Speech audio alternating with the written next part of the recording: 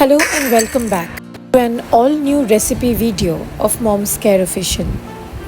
আশা করি আপনারা সবাই খুব ভালো আছেন। দারুণ গরম পড়েছে তাই না?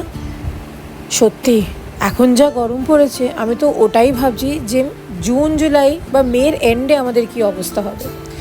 তবে যতই গরম পড়ুক বাঙালিরা কষিয়ে রান্না করবে না সেটা তো হতেই পারে না। তাই আজ একটা খুব স্পেশাল রান্না নিয়ে এসেছি। যারা একটু তেতো পছন্দ করেন কিন্তু আবার তেতো দিয়ে শুধু ভাত খাবো সেটাও ভাবেন, তাদের জন্য ভরওয়ান করেলা। এই রেসিপিটা খুবই ইউনিক কারণ এটা একদম আবধি স্টাইলে বানানো হয়েছে। প্রথমেই দেখতে পাচ্ছেন কটা ভালো সাইজের করলা নিয়ে তার স্কিনটা ছাড়িয়ে নিয়েছি। স্কিনটা কিন্তু নষ্ট করিনি, ওটাও নুন আর হলুদ জলে ভালো করে ভেজানো আছে। এবার করলাগুলো ভেতর থেকে বীজটা পুরোটা বার করে নেবো। করলার বীজ, পটলের বীজ এগুলো আমাদের বাড়িতে অ্যাভয়েড করা হয় কারণ এগুলো থেকে মা নাকি বলে স্টোন হয়, তাই জন্য আমরা ইউজ করি না। তবে আপনারা যদি খান তাহলে সেটা ইউজ করতে পারেন।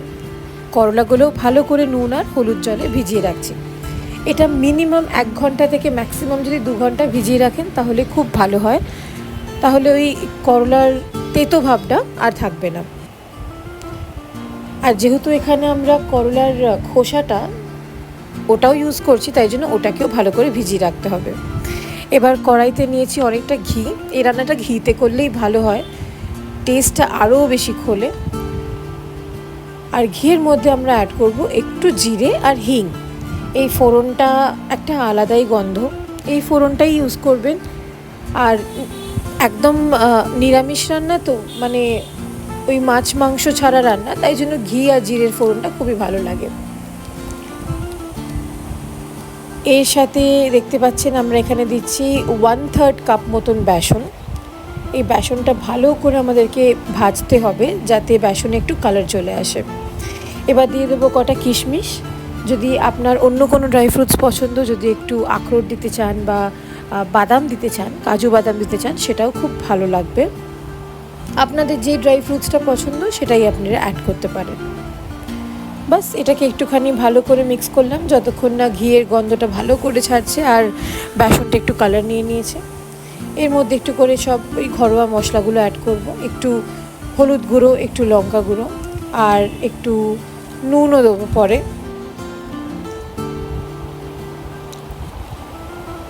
এখানে যেটা দিচ্ছি সেটা হচ্ছে একটু আমচুর পাউডার। আমচুর পাউডার যদি আপনাদের বাড়িতে না থাকে তাহলে আপনারা চাট মশলাও ইউজ করতে পারেন, কিন্তু আমচুর পাউডারটাতে না একটু একটু সুন্দর একটা ম্যাঙ্গো টাইপের স্মেল, ড্রাই ম্যাঙ্গো টাইপের স্মেল থাকে, তাই জন্য আমি আমচুর পাউডারটা দিচ্ছি। এবার এর মধ্যে দেবো বড় সাইজের 4টে পেঁয়াজ ভালো করে কুচোনো। এইটাই হচ্ছে ওই করেলার মেন স্টাফিংটা। তার সাথে দেবো 1 ইঞ্চি মতন আদা ভালো করে কুচিয়ে নিয়ে। এটা খুব সুন্দর করে ভাজতে হবে, ততক্ষণ ভাজতে হবে যতক্ষণ না পেঁয়াজগুলো একদম বাদামি রঙের হয়ে যাচ্ছে আর বেসনের সাথে খুব ভালো করে মিক্স হচ্ছে। এবার ওপর থেকে গ্রেট করে দিচ্ছি একটুখানি জায়ফল।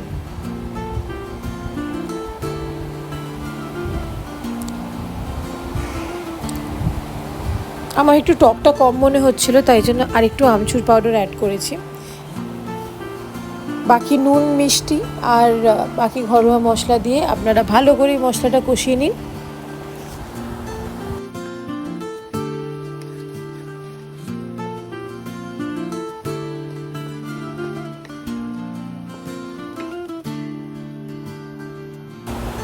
বলেছিলাম না যে স্কিনটা ইউজ করব। এই স্কিনটা যেটা আমরা ভিজিয়ে রেখেছিলাম, এই করলার খোসাটা, এটাও আমরা এই পুরটাতে দিয়ে দেবো। বিশ্বাস করুন তেতো লাগবে না, মানে আমি একদম তেতো খাই না।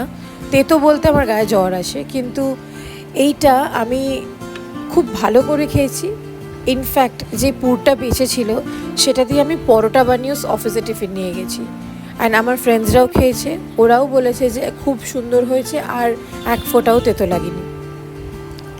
যতক্ষণ পুরটা পাচ্ছে একটু দেখে নিই কি সুন্দর ফুল হয়েছে দেখুন। আর কারি পাতা তো আমার মায়ের ওজি, মানে বাড়িতে কারি পাতা থাকবে না এটা হতেই পারে না। এবার আর একটা বড় কড়াই একটু সর্ষের তেল গরম করে নিয়েছি, দিয়ে সর্ষের তেলটা ভালো করে স্মোক করলে, ভালো করে ধোয়া বেরোলে আমরা করলাগুলোকে একটু ভেজে নেব। একটা একটা করে আমরা সব কটা করলাকে এপিট ওপিট করে ভালো করে ভেজে নেব। বেশি ভাজতে হবে না, জাস্ট সো দ্যাট 70% কুক হয়ে যায়, কারণ এটা আবার পরে গ্রেভিতে কুক হবে।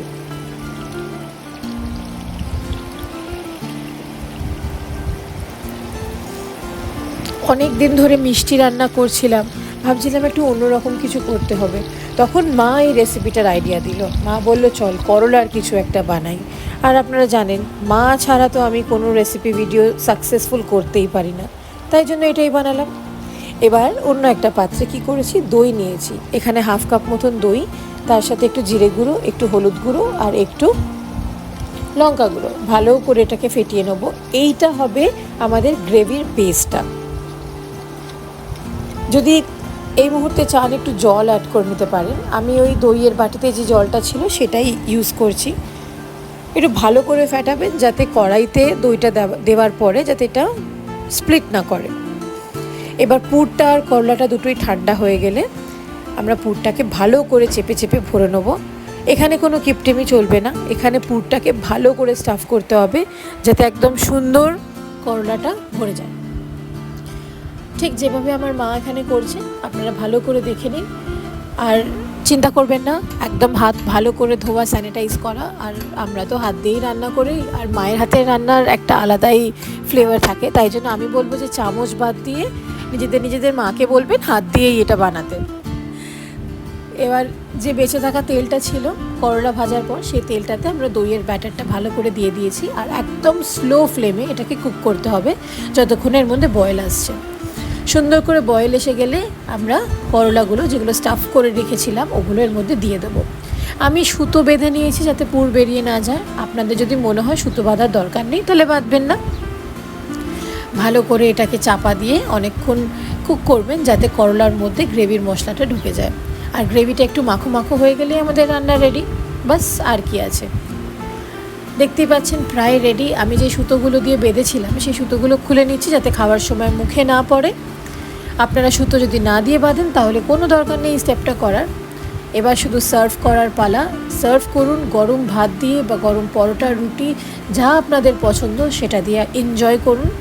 এটা একটা ফাটাফাটি রেসিপি। আর আমার মনে হয় শুধু করলা কেন, যে পুরটা বানানো হয়েছে সেটা পটল বা অন্য কোনো ভেজিটেবলস দিয়েও খুব ভালো যাবে। যদি ট্রাই করেন নিশ্চয়ই আমাদের কমেন্ট করে জানাবেন।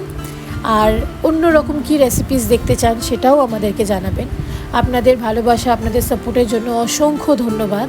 এরমভাবেই আমাদের সাপোর্ট করবেন। And thank you so much for watching Moms Care official. ভালো থাকবেন।